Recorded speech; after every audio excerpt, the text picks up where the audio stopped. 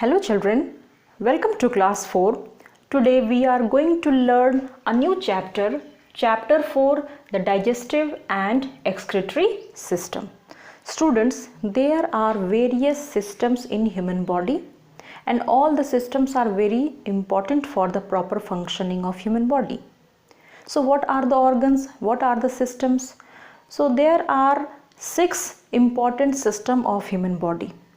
The first one is nervous system, then respiratory system, then digestive system, circulatory system is there, then skeletal system and excretory system. So all the systems are very important for the proper functioning of our body.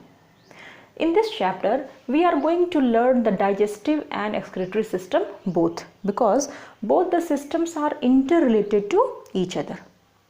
So let us start learning in detail the process and function of digestive and excretory system and the organs that are involved in both the system.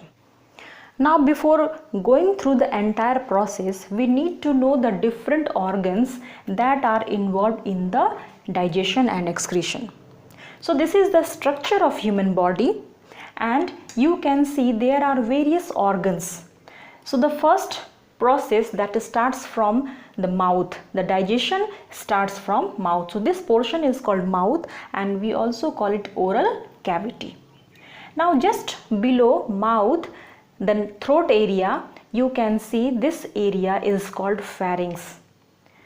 Now you can see a pipe is there. You can see this is a pipe which is connected from mouth to stomach. So this pipe is called food pipe. We also call it esophagus. So esophagus or food pipe, both we can say this is connected from mouth to stomach. And this portion is called stomach. So it is the hollow container where food can be stored. So this is stomach. And this part is called liver, which is very important part of digestive system. That is very important organ. Now just below stomach you can see an organ is there, a small organ is there, that is pancreas. Now next to stomach, small intestine is there. This area is called small intestine and this is large intestine. This is small intestine and this is large intestine. Now this portion is called rectum and the opening of the rectum is called anus. So these are the parts of human body or these are the organs that are involved in the digestion and excretion. So let us learn the process.